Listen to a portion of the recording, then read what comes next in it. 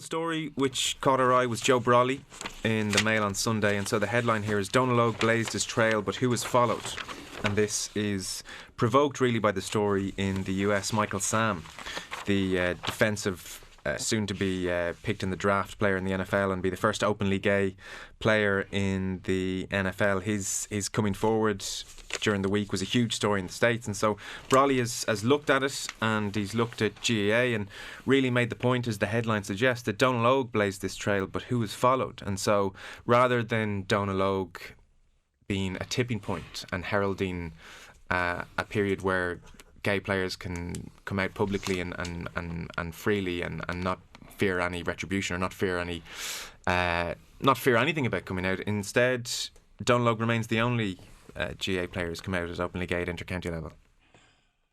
Yeah, well, I mean, it is astonishing. I mean, as he points out there are 200,000 gay footballers any weekend in the country, and there's over 1,000 inter-county footballers, and nobody has ever admitted that they were gay. And this is the first time, I think, that any journalist has actually broached the subject in a full article like that. And we have to admire Joe Brawley for it. He's obviously fearless, and there was probably an impression, I suppose, when Donal Óg made his announcement that there could be several more might follow suit, but it hasn't happened, because you'd want to be.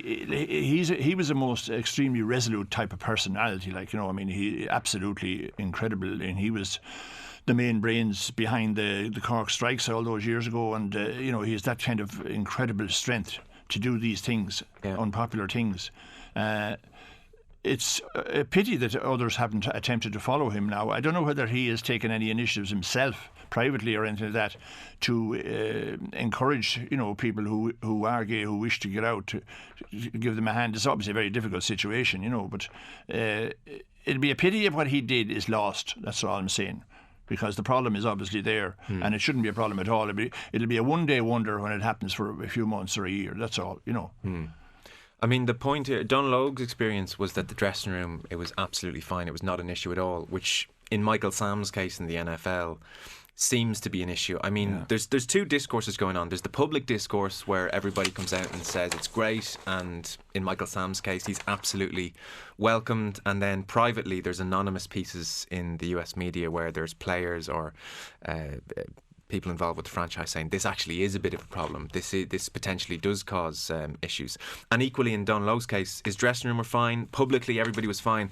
But the fact is, when Donal Óg was in goals, there were idiots behind the goal saying stupid things to him, and he had to live with that. And so, if you're a player in his situation and you're looking at what happened to him, teammates might be fine, but you are inviting grief. You are inviting stick from idiots who. It's very hard to shut those idiots up. Well, this is a different coming out than any other. It is, yeah. Because I was in the States and I was watching Missouri play before they got to the Cotton Bowl, and I noticed this guy because he was very flamboyant and a bit of a showman and a very good player, no question about that.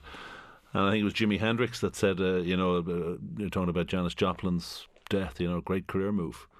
So is this, what is the motivation for coming out? Because there are plenty, it's acknowledged in the United States of America that there are plenty of homosexuals playing in any of the major sports.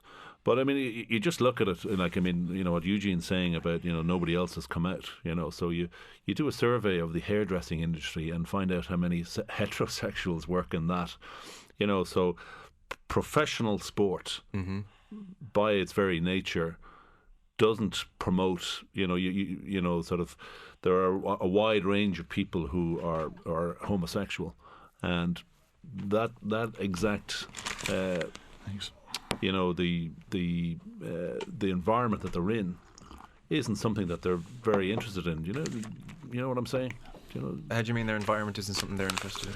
Well, I don't know how many homosexual men play professional sport.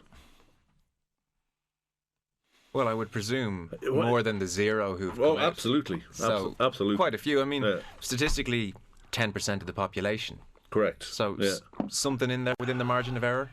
Oh yeah, no, but it wouldn't. I would suspect that nowhere near 10%.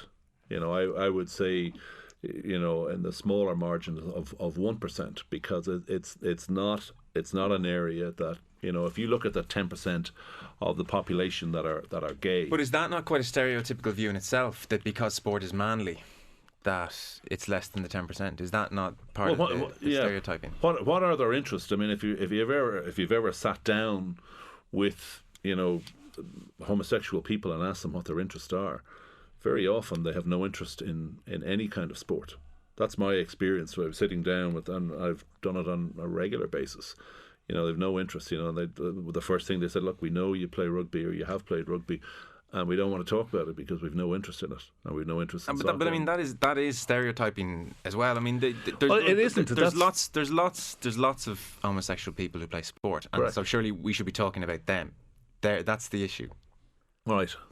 With the environment that they why do you think so? Like, why is this news? Like, when this came out, I was actually, again, I was in the States when he came out, and I was sort of saying, why is this such a huge news story? Okay, the guy he's a brilliant player, and he's very flamboyant, and there's no question, he's also a self-publicist.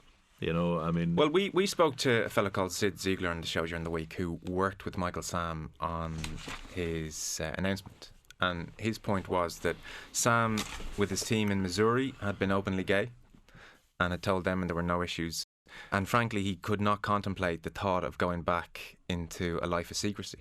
He couldn't contemplate going from an environment where he played sport and was included and respected by his teammates, and it wasn't an issue, into an NFL team where he suddenly had to hide this and for it to become a secret again. Well, I think everybody knew. All his teammates knew. He told them. Yeah. Yeah, no, he told them. Yeah. So... I have an issue. I mean, there was I don't know whether you follow this one. There was one with Aaron Rodgers. Did you see this one? Mm.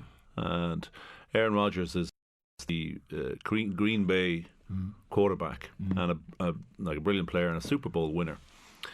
And he had a partner who was his PA, who was living with him, and there have been huge, the social media and whatever else. And he came on and did a radio interview to try and dispel any of the myths. And it was the most unconvincing radio interview. And why did he not?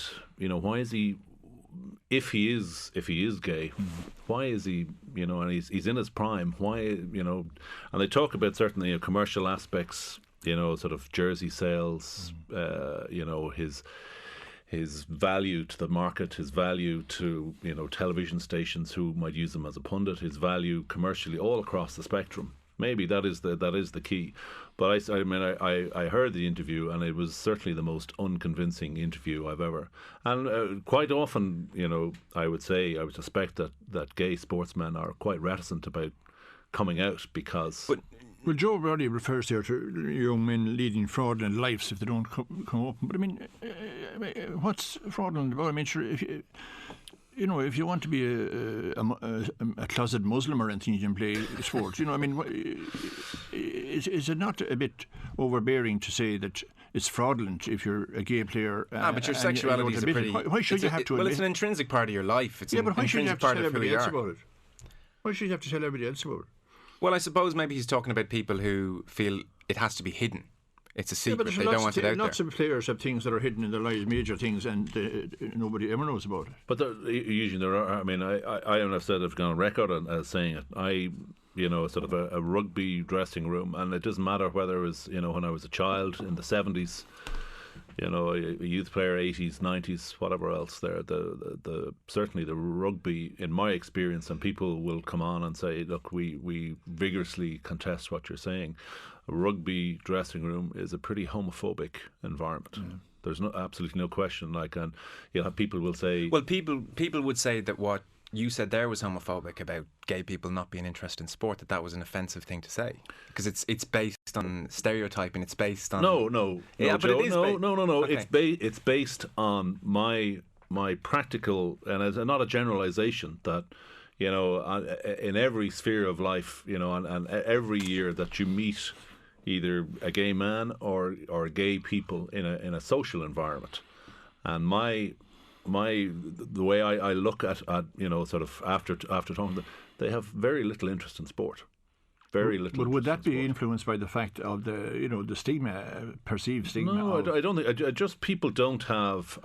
You mean it's something that I don't have an interest in ballet. I don't. But this stinks of being really, really offensive, Neil. It does to talk about it in those terms. Like even saying they wouldn't be interested. They're not interested in sport. I mean, how many people are you talking about here? Anybody. 50 to 100 people out of thousands. It could be, yeah. But I don't think it's a pretty small sample size. Yeah, but I don't think I'm generalising. I really don't. And again, I'm entitled to my opinion. Of course. A lot of people would sort of say, well, sort of what you've said really is stereotyping. But I don't care. I'm here. I'm going to express an opinion, and that's what I think. Well, it's one of the things now that I have switched off. I haven't even switched it on. I haven't watched any of the Winter Olympics because of the furore about the. And to be honest, I'm sick and tired of sort of picking up sort of angles on whether the Russians have an anti-gay policy or not. It's about the Olympics or not, and the side issue has just put me off watching any of the Winter Olympics. Well, the bottom line is, if more sports people came out as being gay, it would disappear rapidly. Well, that's the point. But I mean, surely there has to be a severe onus on them, the bright, intelligent, smart footballers or rugby players or any players, to do so. I mean, there's trying to be inspiration to do it, such as Donald Hughes, but lots of other people in life as well. I mean, they have to make an effort as well. That's my point. If they are gay and they're good at sport, good luck to them, but sure, they have to make an effort. Why don't they make the effort? Because they'd be accepted willingly if they're famous sports people. I mean, you'd have a mad audience like the people here who were talking about some crowd in America there in the article here about they don't want to know. They want to know people in the locker rooms. But they're fanatics. There's fanatics in every bloody thing, every sport, politics and religion, everything.